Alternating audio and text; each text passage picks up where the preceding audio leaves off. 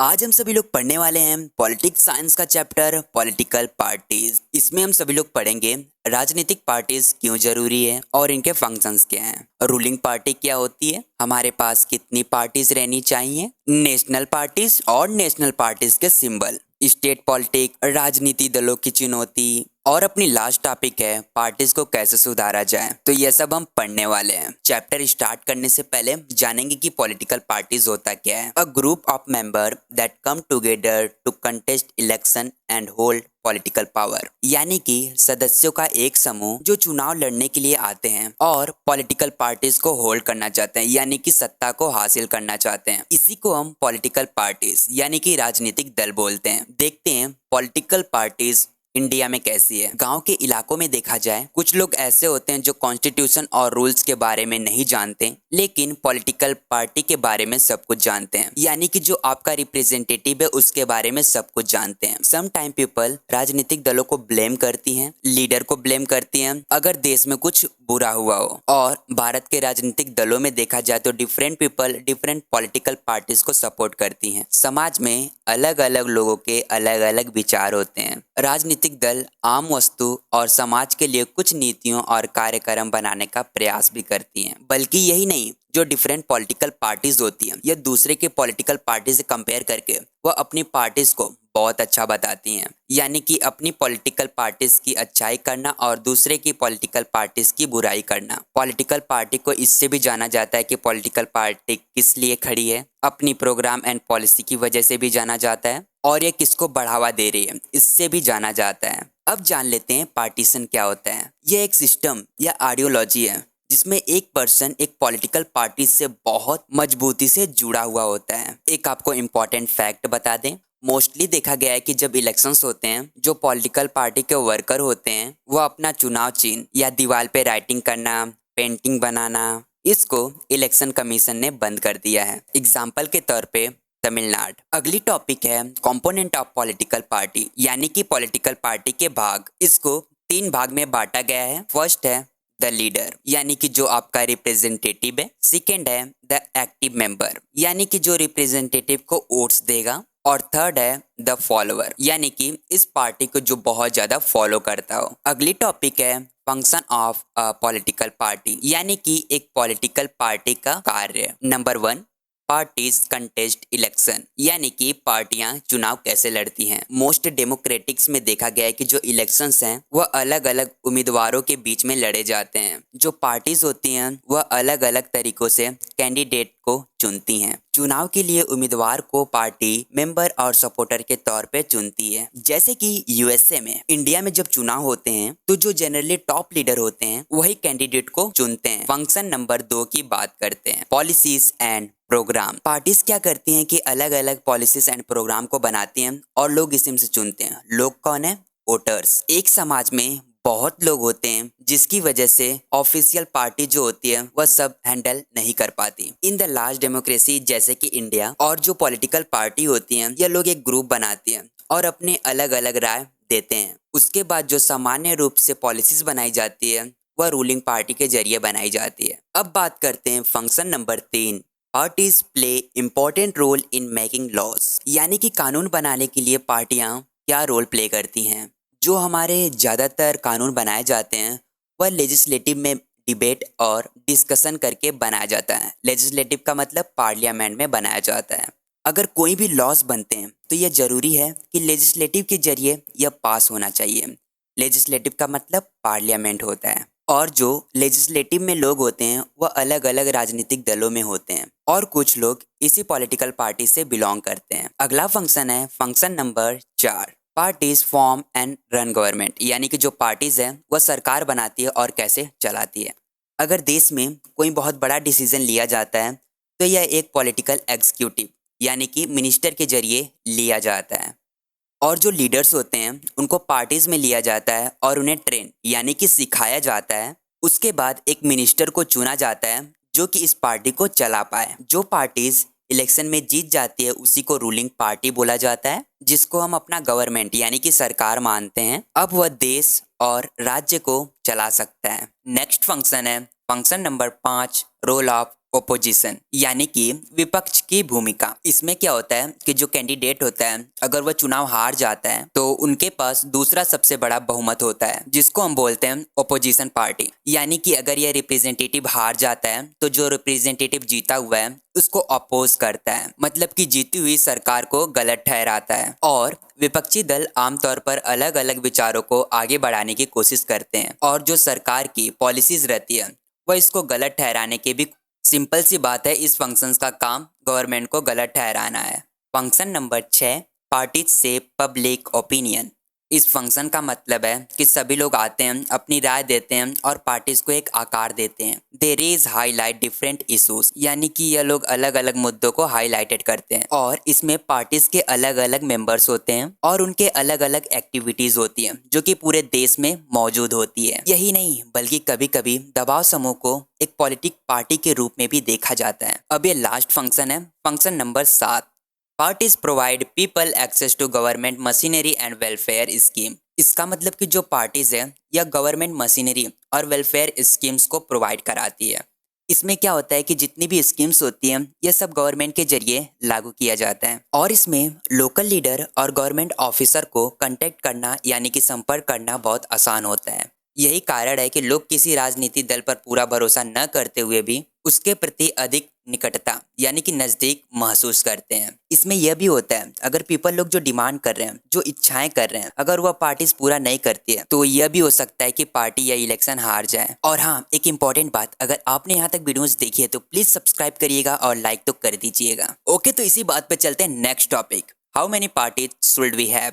इसका मतलब है कि हमारे पास कितनी पार्टीज रहनी चाहिए। More than 750 political parties are registered with election commission, यानी कि 750 पॉलिटिकल पार्टीज से ज्यादा इलेक्शन कमीशन ने उसको रजिस्टर्ड किया हुआ है। Anyone can form a political party in India, यानी कि इंडिया में कोई भी पॉलिटिकल पार्टी बना सकता है। और पॉलिटिकल पार्टी को 3 पार्ट में डिवाइड किया गया है, single party system, multi party system, 2 party system या बाई पार्टी सिस्टम। बात करते हैं पहले सिंगल पार्टी सिस्टम की। सिंगल पार्टी सिस्टम को एक वन पार्टी सिस्टम के नाम से भी जाना जाता है। In some countries in the world only one party is allowed to run the government, यानी कि इस संसार में कुछ ही देश हैं जो केवल एक ही पार्टी को सरकार को चलाने की अनुमति देते हैं, जैसे कि कम्युनिस्ट पार्टी इन चाइना। और such type of system is not democratic, यानी कि यह सिस्टम लोकतंत्र नहीं कहलाएगा। आइए आप लोगों को कारण बता देता हूँ क्यों ऐसा है। Because democracy allowed existence of at least 2 और more than 2 parties for a fair electoral competition, यानी कि डेमोक्रेटिक गवर्नमेंट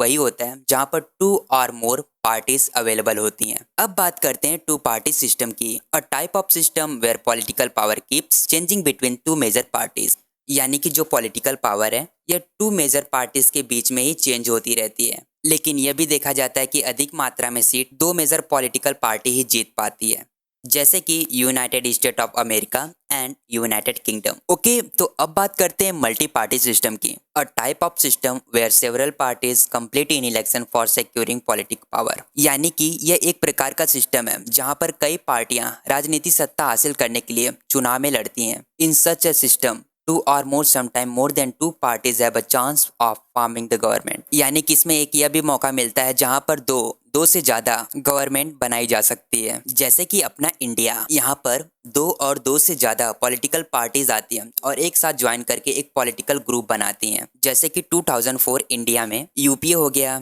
एनडीए हो गया, लेफ्ट फ्रंट, यह सब लोग एक एक बिग पॉलिटिकल पार्टी ग्रुप बनाया था। अब हम लोग जानेंगे रिकॉग्नाइज्ड पॉलिटिकल पार्टीज के बारे में। यह एक डेमोक्रेटिक गवर्नमेंट है जिसकी पावर डिवाइडेड होती है नेशनल लेवल और स्टेट लेवल पर, और यही आपका पॉलिटिकल पार्टीज एग्जिस्ट करता है रीजनल लेवल और नेशनल लेवल पर, जैसे कि अपना इंडिया ये नेशनल लेवल पर प्रेजेंस है और कुछ पॉलिटिकल पार्टीज हैं जो स्टेट या रीजनल पार्टीज पर अवेलेबल हैं। रिकॉग्नाइज्ड पॉलिटिकल पार्टीज में एक स्पेशल फैसिलिटीज को ऑफर किया जाता है जिसे बोलते हैं एक्सक्लूसिव पार्टी सिंबल, यानी कि चुनाव चिन्ह। इन सबको मिलाकर हम बोलते हैं रिकॉग्नाइज्ड पॉलिटिकल पार्टीज। जानते हैं नेशनल पार्टी की criteria.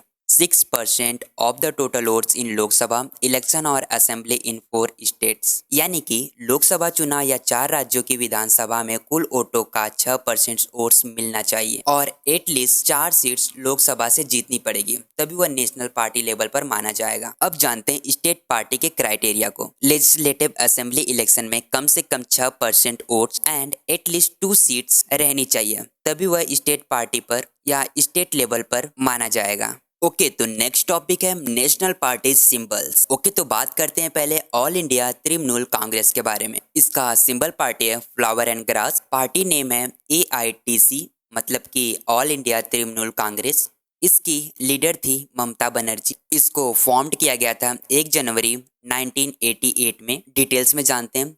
Recognise as a national party in 2016 और यह पार्टी 2011 से वेस्ट बंगाल में अभी भी पावर में है और यह पावर उपस्थित है अरुणाचल प्रदेश, मणिपुर एंड त्रिपुरा।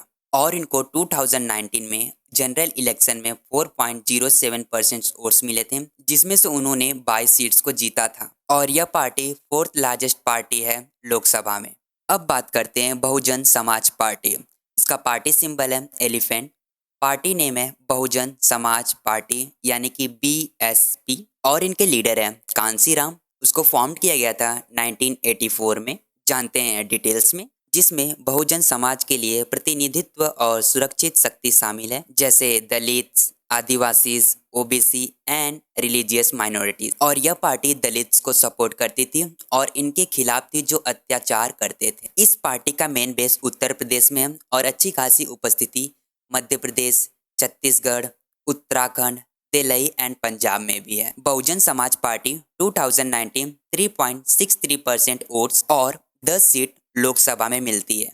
अब बात करते हैं भारतीय जनता पार्टी। इसकी पार्टी सिंबल है लोटस। पार्टी नेम है भारतीय जनता पार्टी, यानी कि BJP और इसको फाउंडेड किया गया था 1980 में बाय रिवाइविंग ऑफ भारतीय जना सिंह और इसे फॉर्म्ड किया गया था श्याम प्रसाद मुखर्जी जी के द्वारा 1951 में। इसकी डिटेल्स जानते हैं। यह पार्टी चाहती है कि जो पुरानी परंपराएं चलती हुई आ रही हैं यह मॉडर्न इंडिया में भी ऐसे ही चलती रहनी चाहिए और यह पार्टी हिंदुत्व का सपोर्टर है, यानी कि हिंदू लोगों का।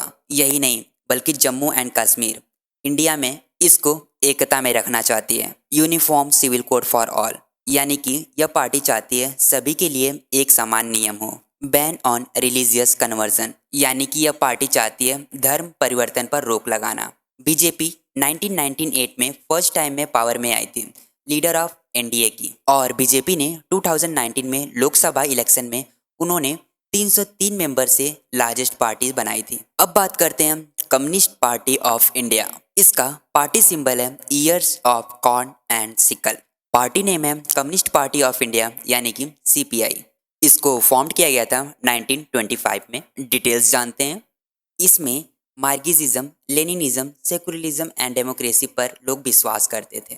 Oppose to the focus of secessionism and communalism. यह पार्टी सक्सेसिनिज्म एंड कम्युनलिज्म के खिलाफ थी। सेक्सिज्म का मतलब होता है देश को छोड़ देना, कम्युनलिज्म का मतलब होता है धर्म के नाम पर लड़ाई, यानी कि जो धर्म के नाम पर लड़ाई और देश को छोड़ने की बात करते थे CPI पार्टी उनके खिलाफ थी, यानी कि विरोध में। यह जो पार्टी है यह पार्लियामेंट डेमोक्रेसी से एक्सेप्टेड थी और यह working class, farmer and the poor को बढ़ावा देने पर बहुत विश्वास रखते थे। और यह पार्टी कुछ राज्यों में है, जैसे कि केरला, वेस्ट बंगाल, पंजाब, आंध्र प्रदेश एंड तमिलनाडु। और 2019 में लोकसभा में 2 सीट और 1% वोट मिले थे। अब बात करते हैं Communist Party of India Marxist. इसका पार्टी सिंबल है hammer and sickle. Party name है Communist Party of India Marxist, यानी कि CPIM। इस पार्टी को फॉर्म किया गया था 1964 में। आइए इस पार्टी के डिटेल्स जानते हैं। यह पार्टी विश्वास रखती थी मार्क्सिज्म लेनिनिज्म पर, यानी कि यह पार्टी CPI से इंस्पायर्ड और यह पार्टी सपोर्ट करती थी सोशलिज्म, सेकुलरिज्म एंड डेमोक्रेसी को। और जैसे CPI वाले सक्सेसिनिज्म, कम्युनलिज्म एंड इंपीरियलिज्म पे अपोज करते थे, वैसे ही CPIM भी अपोज करता है। इस पार्टी को अच्छा खासा सपोर्ट मिलता है वेस्ट बंगाल से, केरला और त्रिपुरा से। The party was in power in West Bengal without a break for 34 years, यानी कि यह पार्टी 34 साल वेस्ट बंगाल में लगातार रही है। मतलब कि यह सरकार 34 साल पूरे पावर में थी वेस्ट बंगाल में। लोकसभा इलेक्शन 2019 में उसे 1.75% वोट मिलते हैं, जिसमें से 3 सीट्स उसे मिलती है। ओके, तो अब बात करते हैं इंडियन नेशनल कांग्रेस के बारे में। इसका पार्टी सिंबल है पाम, पार्टी नेम है इंडियन नेशनल कांग्रेस INC। इसको फॉर्म किया गया था 1885 में, जिसके लीडरशिप थे जवाहरलाल नेहरू। चलिए डिटेल्स जानते हैं। Under the leadership of Jawaharlal Nehru, the party sought to build a modern secular democratic republic in India. जब जवाहरलाल नेहरू लीडरशिप में थे, मॉडर्न सेकुलर यानी कि आधुनिक धर्मनिरपेक्ष गणराज्य को चाहते थे इंडिया में। सिंपल सी बात है कि यह party republic and secular state बनाना चाहती थी। Active party in the freedom struggle of India, यानी कि यह जो पार्टी है वह फ्रीडम यानी कि स्वतंत्रता प्लस स्ट्रगल यानी संघर्ष चाहती थी इंडिया वालों से। यह पार्टी 1977 से 1980 से 1989 तक यह सरकार रूलिंग पार्टी में रही। उसके बाद 1989 के बाद इस सरकार की गिरावटें स्टार्ट हो गई, यानी कि यह सरकार हारने लगी। लेकिन हाँ, यह पार्टी सेंट्रिस्ट पार्टी रही थी, support neither left nor right ideology. इस पार्टी की एक विचारधारा थी, ना ही तो दाएं की मदद करेंगे ना ही तो बाएं की, सबकी मदद एक समान करेंगे। और यह पार्टी सेकुलरिज्म को प्रमोट कर रही थी, यानी कि सभी धर्म को इक्वल मानना। इसी इंडियन नेशनल कांग्रेस में एक UPA गवर्नमेंट बनाई गई, यूनाइटेड प्रोग्रेसिव अलायंस, 2004 से 2019 तक रही और इनको 2019 में 19.5% वोट मिले थे और 52 सीट्स मिले थे लोकसभा में। अब बात करते हैं नेशनलिस्ट कांग्रेस पार्टी के बारे में। इस पार्टी का सिंबल है अलार्म क्लॉक, पार्टी नेम है नेशनलिस्ट कांग्रेस पार्टी NCP। इसको फॉर्म किया गया था 1999, formed in 1999 following A split in the Congress party, यानी कि जब कांग्रेस का विभाजन हुआ तब इसको फॉर्म किया गया 1999 में। यह भी पार्टी सपोर्ट करती थी डेमोक्रेसी गांधीयन को, सेकुलरिज्म को, equality, social justice and federalism को। फेडरलिज्म का मतलब होता है जहां पर 2 और 2 से अधिक सरकार हो। NCP की बड़ी पार्टी महाराष्ट्र में है और बाकी छोटी मोटी पार्टीज मेघालय, मणिपुर एंड आसाम में है। और जो NCP गवर्नमेंट है यह मेंबर भी है UPA की, यानी कि यूनाइटेड प्रोग्रेसिव अलायंस की। और डाटा 2019 का देखा जाए तो 1.4% वोट मिले थे, जो कि 5 सीट से जीती गई थी। अब चलते हैं अगली टॉपिक्स पे। चैलेंज टू पॉलिटिकल पार्टीज, राजनीतिक दलों की चुनौती। ओके, तो पहले फर्स्ट चैलेंज की बात करते हैं। तो फर्स्ट चैलेंज है lack of internal democracy. Parties do not keep membership register, यानी कि जो पार्टीज होती है ये किसी भी मेंबर का रजिस्टर नहीं रखती। Do not hold organisational meeting, यानी कि जो ऑर्गेनाइजेशनल मीटिंग होती है इसमें बैठक नहीं करते हैं। Do not conduct internal election regularly, यानी कि समय समय से चुनाव कंडक्ट नहीं कराया जाता। और इसमें जो ऑर्डिनरी मेंबर होते हैं इनको किसी बात का ध्यान नहीं रहता कि इस पार्टी में चल क्या रहा है। Challenge number 2, dynastic succession. Most political party do not follow open and transparent procedure for their functioning, यानी कि जो मोस्ट पॉलिटिकल पार्टीज होती हैं या फिर जो आपका ट्रांसपेरेंट प्रोसीजर है उनका कोई भी पालन नहीं करते हैं। Small party member do not get a fair chance to rise to the top of position in the party, यानी कि जो आपका स्मॉल पॉलिटिक्स पार्टी है उनको चांस नहीं दिया जाता कि आप टॉप ऑफ पोजीशन पे आइए, मतलब कि बड़े पद पर पहुंचने का उचित मौका उनको नहीं मिलता है। Top party leader take advantage of their position and benefit their family members, यानी कि जो बड़ी बड़ी पार्टीज हैं वह उस पद पर आकर पीपल की नहीं बल्कि अपने घर वालों की मदद करते हैं। मतलब कि ये सिर्फ अपना ही फायदा चाहते हैं और अपने परिवार का फायदा चाहते हैं और इनको लोगों से मतलब ही नहीं है। It is seen that many times relatives और family member get the party ticket. ऐसा कई बार देखा गया है कि रिश्तेदार को ही पार्टी टिकट मिल जाता है। और ये जो चैलेंज है ना, this is bad for the democracy. अब हम लोग जानेंगे third challenge, money and muscle power. Role of money and muscle power can be seen in election, यानी कि इलेक्शन में देखा जाता है कि मसल पावर यानी अपनी ताकत और पैसे का उपयोग करके इलेक्शन को जीतने की कोशिश करते हैं। और कुछ पार्टियां तो ऐसी हैं जो सिर्फ चाहती हैं कि मैं इलेक्शन को जीत जाऊं, जो कि यह लोग शॉर्टकट ट्रिक्स को अपनाते हैं इस इलेक्शन को जीतने के लिए। They try to nominate candidate who are rich can collect money, यानी कि यह ऐसे नॉमिनेट कैंडिडेट को चुनने की कोशिश करते हैं जो अमीर हो या पैसे इकट्ठे कर सके। In some cases parties support criminals that can win election, यानी कि कुछ ऐसे भी पॉलिटिकल पार्टी होती हैं जो क्रिमिनल्स यानी अपराधी को भी सपोर्ट करती हैं, इसलिए ताकि उनकी मदद से वह इलेक्शन को जीत पाए। अब बात करते हैं फोर्थ चैलेंज की, नो रीड चॉइस ऑफर्ड। जो वोटर्स होते हैं और लीडर्स होते हैं चुनने के लिए पार्टी की विचारधारा अलग होनी चाहिए। और हाल के दिनों में ज़्यादातर पार्टियों के विचार एक जैसे हैं, जैसे कि लेबर पार्टी और कंजर्वेटिव पार्टीज। इन सब में कोई ज़्यादा डिफरेंट नहीं है। जैसे इनका वर्क है वैसे इनका भी वर्क है, तो कोई ज़्यादा डिफरेंट नहीं दिखता। अब अपनी न्यू टॉपिक है how can parties B reform, यानी कि पार्टीज में कैसे सुधार लाया जा सकता है। इसमें हम देखेंगे कि जो चैलेंज है इसको सॉल्व कैसे किया जाता है और रिफॉर्म्स क्यों जरूरी है। तो आइए जानते हैं। To constitution was amended to prevent MLA and MPs from changing parties, यानी कि जो एमएलए की पार्टी है और एमपी की पार्टी है वो सब चेंज कर लेती थी। उनको रोकने के लिए उनको कॉन्स्टिट्यूशन में अमेंड किया गया कि अब ये लोग बार बार पार्टीज को नहीं चेंज कर सकते हैं। इसको इसलिए लागू किया गया कि जो मैनी रिप्रेजेंटेटिव थे वे लोग इन्वॉल्व थे डिफेक्शन। डिफेक्शन का मतलब क्या होता है? Changing party allegiance from the party on which a person got elected, यानी कि एक पर्सन की पार्टी है जो कि इलेक्शन लड़ने के लिए वह दूसरी पार्टी या फिर पार्टी चेंज कर लेती है। इसी को हम डिफेक्शन बोलते हैं। यह पार्टी को किस लिए चेंज करते हैं? क्योंकि इनको कैश रिवार्ड और पावर बेनिफिट्स भी मिलता होगा। यह ठीक नहीं था, इसकी वजह से एक न्यू रूल को लागू किया गया। The person will now lose the elected seat if he or she change party after winning the election, यानी कि जो जीती हुई पार्टी है अगर वह जीतने के बाद अगर यह पार्टी को चेंज करता है या करती है तो क्या होगा कि जो जीती हुई पार्टी है वो अपनी इलेक्टेड सीट को खो देगी। और सुप्रीम कोर्ट के जरिए से एक ऑर्डर को पास किया गया कि जो मनी एंड मसल पावर है उसका रोल कम किया जाए, यानी कि इसका कम यूज किया जाए। और यही नहीं बल्कि जो कैंडिडेट्स खड़ा होता है चुनाव लड़ने के लिए तो इससे एक एफिडेविट फाइल मांगी जाती है। एफिडेविट का मतलब document that content personal information of the candidate, यानी कि जो चुनाव लड़ने के लिए मतलब कि जो कैंडिडेट्स हैं उसका पर्सनल इन्फॉर्मेशन इस एफिडेविट फाइल में रहती है। इस एफिडेविट फाइल में उसके एसेट्स हो सकते हैं और क्रिमिनल रिकॉर्ड्स भी इसमें सबमिटेड होते हैं। एसेट्स का मतलब घर का पेपर, आधार कार्ड, पैन कार्ड और डॉट डॉट डॉट कुछ भी हो सकता है। फिर जो एफिडेविट फाइल होती है उसको वोटर्स के सामने पब्लिश किया जाता है कि जो कैंडिडेट है वह अपने बारे में बता पाए कुछ और कैंडिडेट के बारे में वोटर्स जान पाए और उसको अच्छे से चूज कर पाए कि हमारे लिए कौन सा कैंडिडेट बहुत अच्छा है। अब नेक्स्ट टॉपिक है state funding of election can be done in government should give money to parties to support election expenses, यानी कि जो गवर्नमेंट है वह चुनाव खर्च के लिए पार्टीज को पैसे देती है, यानी कि सपोर्ट करती है पैसे देकर। Support can be given in kind, paper, petrol, telephone. Support करने के लिए पार्टीज को पैसे ही नहीं बल्कि पेपर, पेट्रोल, टेलीफोन भी देते हैं। और यह सब दिया जा सकता है कि आपने लास्ट इलेक्शन में कैसा परफॉर्म किया था।